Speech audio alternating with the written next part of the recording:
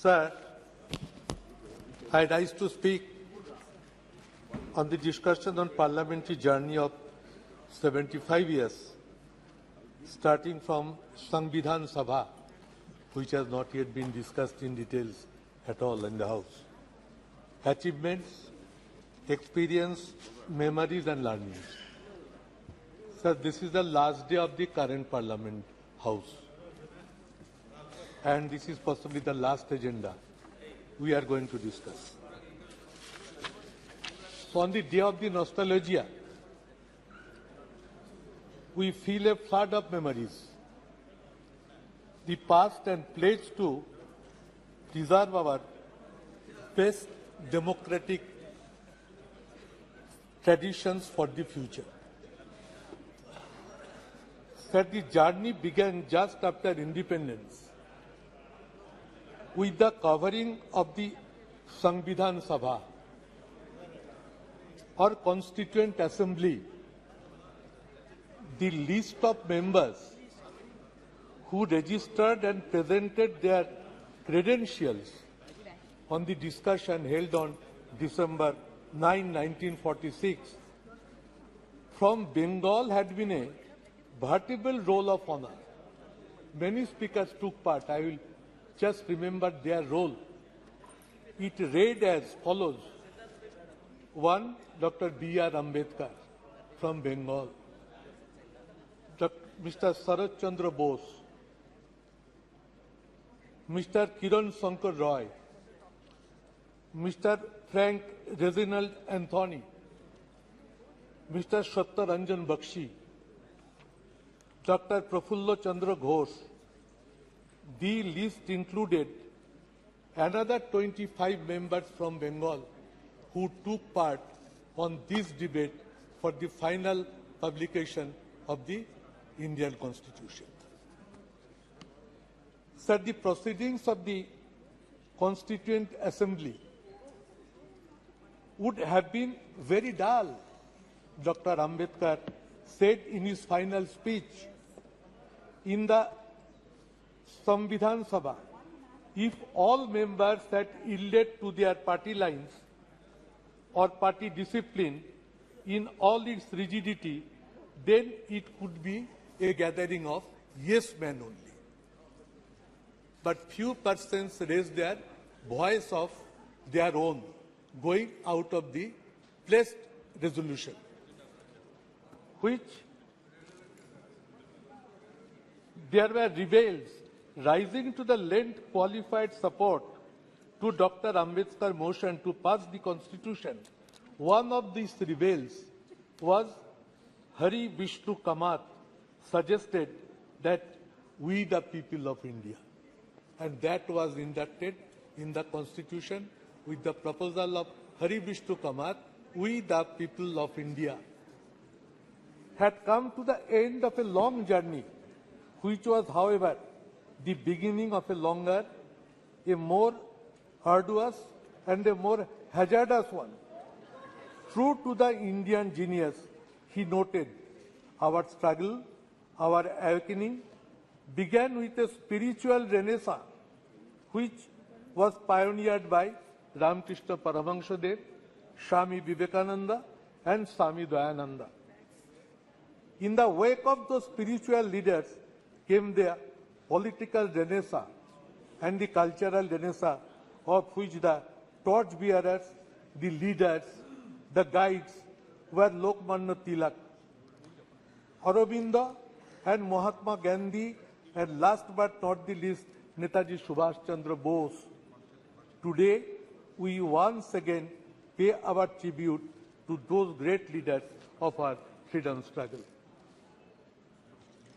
Set the journey of a next 75 years. The covering of a 17th Lok Sabha in this historic house. Before moving from an old building to a new one, we need to understand the true meaning of the name of our country, India, that is Bharat. We are happy and comfortable with both the names. That we want to reiterate here also. Sir, while speaking inspiration from achievements and memories of the past, that is the main learning we must take for the future.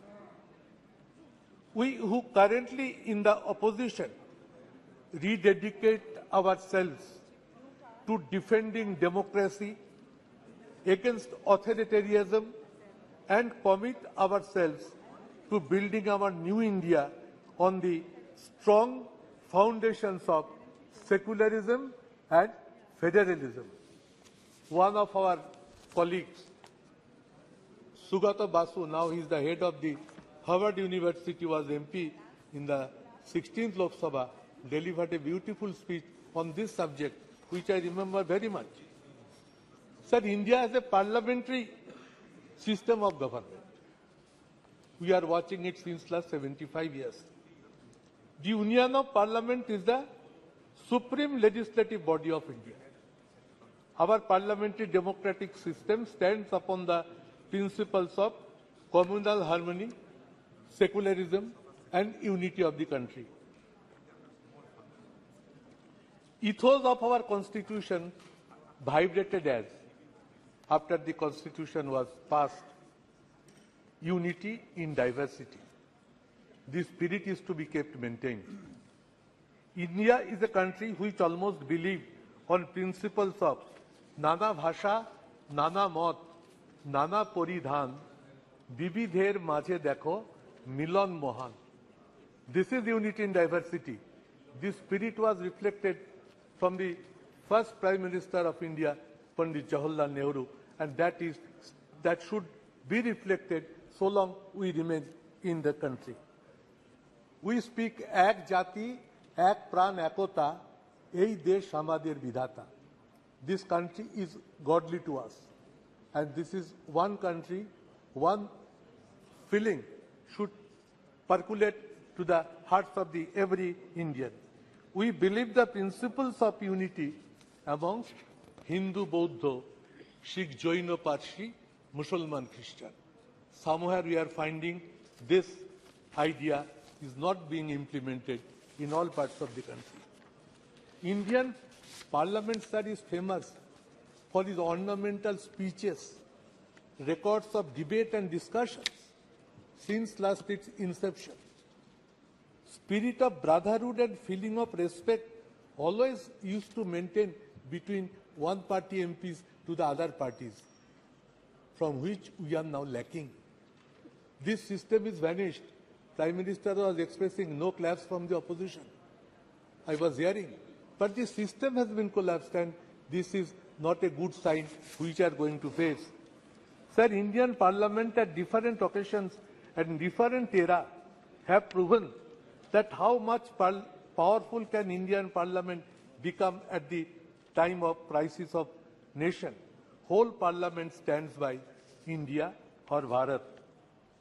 Earlier Prime Ministers, sir, of all times responded to the questions raised by the members. But somehow we are not finding this since last 10 years. Why it is happening? I am here, sir, last 12th Lok Sabha. I have interacted with so many Prime Ministers in question hours. But this time I am not finding it. I hope this will be reflected at the new House.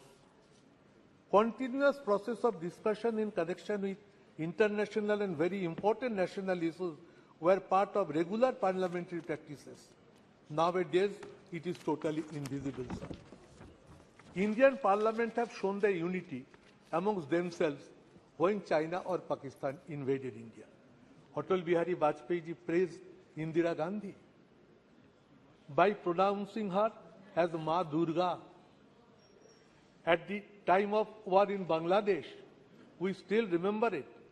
There are exemplary precedents like this in the history of Indian Parliament. Opposition praising treasury benches opposition, these were reflected in the House on many occasions, on several times, but which is now being totally invisible. Keeping faith upon international solidarity and brotherhood, our Parliament has expressed solidarity with many other countries who have fought for their independence. Sir, I was first elected in 12th Lok Sabha as Trinamool Congress candidate. That time, our party leader Mamata Banerjee, it was the first time a new political party entered into the parliament. And that time, she raised her voice in parliament for 1/3 reservation of in Lok Sabha and assembly. The incident we still remember. She caught one MP by neck when she was going to clear the bill which was going to be placed on the floor of the House. Now Sonia ji has also written a letter to Honorable Prime Minister to take it up. Sir, our demand would be that in the next current new Lok Sabha building, Parliament building, let this women reservation bill be tabled and let it be passed without further delay. Let it be initiated with a positive direction by which this Parliament can initiate its journey with a very positive outlook. Sir, fall of government by one vote, we have witnessed it, sitting on the floor of the House. And we have seen the power of the Parliament. How peacefully the voting pattern went on. And just next to me, Chandrasekhar ji was sitting. He asked me, Sudeep, what is the result of the vote? I said, Bajpayee ji has been defeated by margin of one vote only. He said it to me, oh, if I had the idea, I could have voted for Bajpayee ji, by which the vote pattern could have been different. So these are the memories which haunt me always.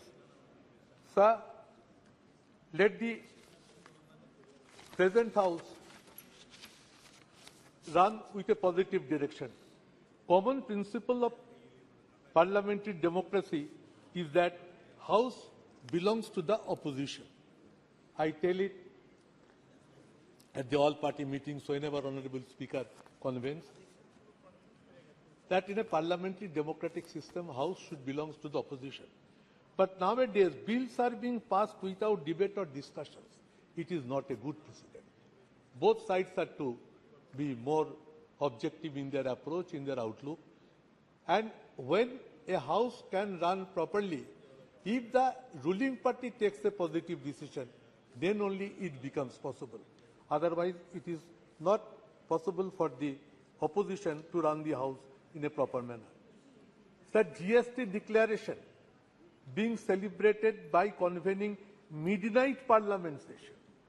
It was held to make it historical, but many important and extraordinary situations prevailing in the country are not being allowed to raise and discuss in the House. Sir, brute majority in Parliament by one political party at this present Parliament reflects its arrogance is not desirable. What my long experiences say that if brute majority persists, they are in a mood to gag the voice of the opposition.